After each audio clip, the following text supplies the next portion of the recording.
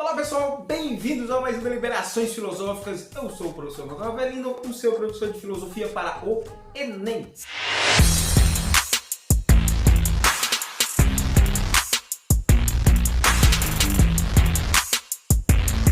E hoje a gente vai falar de uns caras que, rapaz, se os caras fossem assim, cantar uma garota, né, tentar conquistar uma garota, os caras teriam uma facilidade enorme, né, porque os caras sabem falar bem, os caras falam bonito, os caras têm uma eloquência, uma eloquatio, os caras falam bem, falam bonito, eles conseguem persuadir, eles conseguem convencer apenas pela oratória, pela retórica.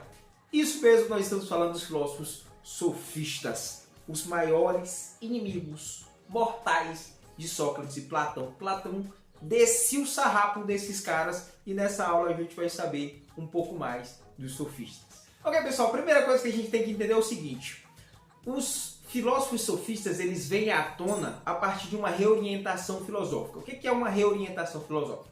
É só um nome bonito para dizer que a gente deixa de falar de uma coisa para falar de outra coisa. Antes dos sofistas, no século V a.C. e século IV, nós tínhamos o período pré-socrático, ou período cosmológico. Período cosmológico, aquele do Tales de Mileto, do Anaximandro de Mileto, do Anaximenes, do Heráclito, do Parmênides, a qual estes pensadores, estes filósofos, tentavam explicar a origem do universo, o princípio, arque, o princípio originário do universo, aquilo que sustenta o universo, aquilo que move o universo. Isto é o campo cosmológico, a cosmologia, tentar explicar a physis, a natureza. Essa reorientação filosófica é porque agora no século V, tá? Antes de Cristo, agora a gente está no campo antropológico ou no campo da antropologia filosófica, na qual os filósofos sofistas vão colocar o ser humano como centro das questões ou especulações filosóficas. Ou seja, para os sofistas, pessoal, não tinha uma grande relevância ou necessariamente uma grande relevância se debruçar sobre as questões do cosmos antes de se perguntar o seguinte: o que é o ser humano? Qual é a condição humana? Qual é a natureza humana? Quais são os princípios morais que regem a conduta humana? De onde vêm esses princípios morais?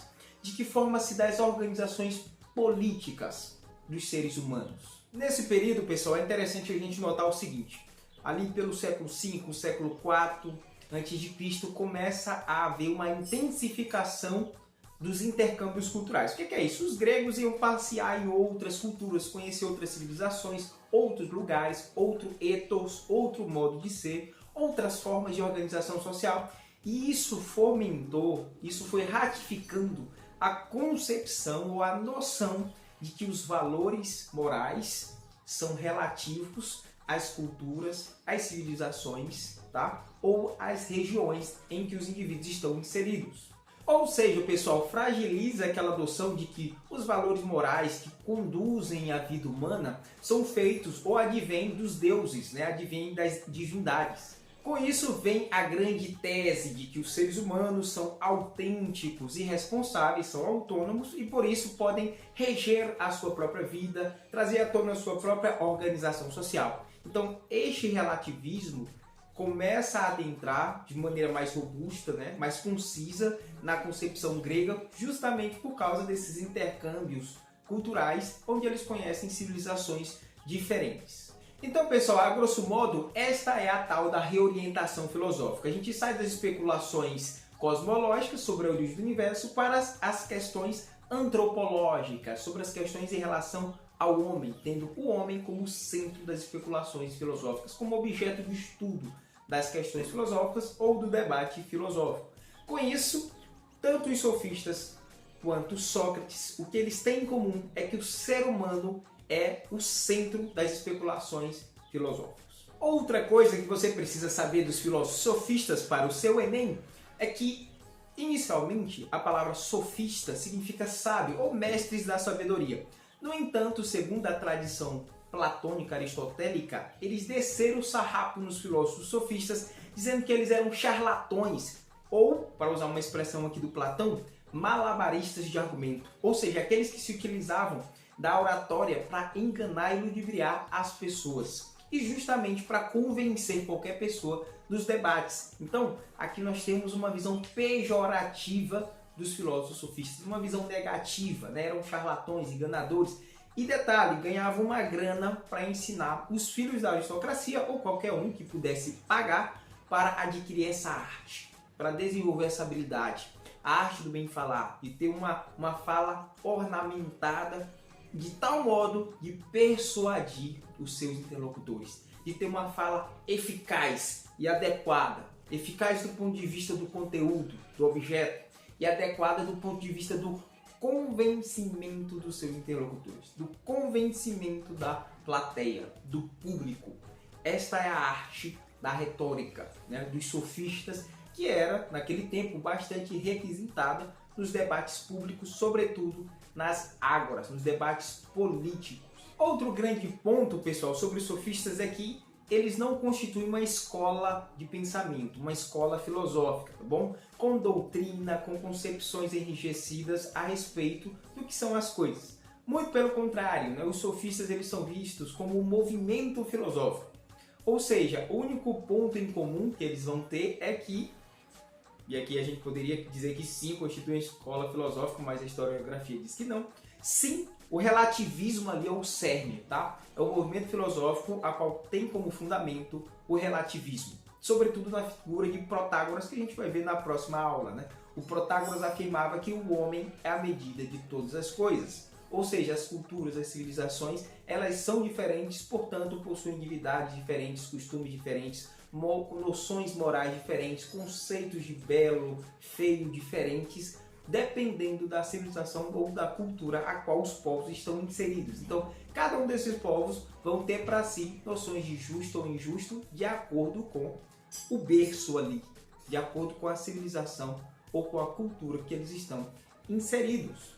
E para a gente fechar a nossa aula, pessoal, para você arrebentar na sua prova do Enem, eu vou trazer para vocês algumas teses dos filósofos sofistas. A primeira é que a moral deriva dos costumes. Como já foi mencionado, para os sofistas não há valores morais universais que servem para todos os seres humanos, mas esses valores são relativos a cada cultura ou civilização. Esta é a primeira e talvez a maior e fundamental tese dos filósofos sofistas. Segunda tese, as normas que regulam as relações sociais são também fruto ou proveniente dos costumes, ou seja, noção de justiça. As leis que regulam as sociedades também são relativas de acordo com cada civilização ou cultura.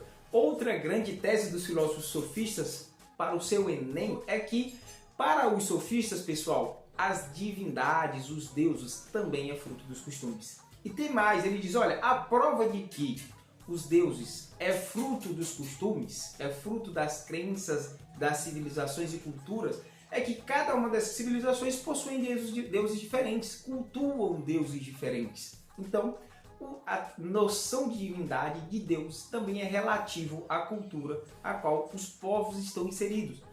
Portanto, os sofistas, tá? Os sofistas, na concepção deles, não há um Deus universal, mas divindades relativas a cada cultura.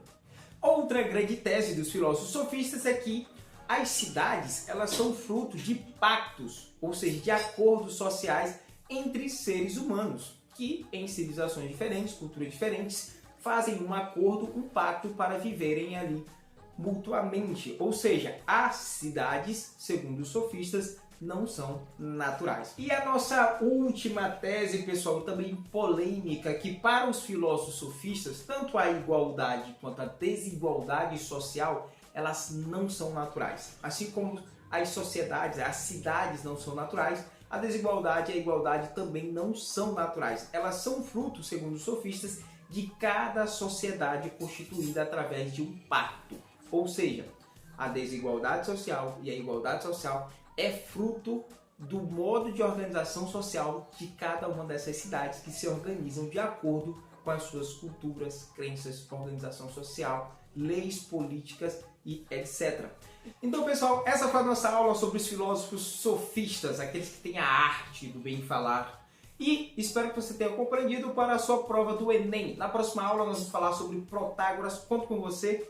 Curte, compartilha, aciona aí o sininho e receba as outras notificações. Até a próxima.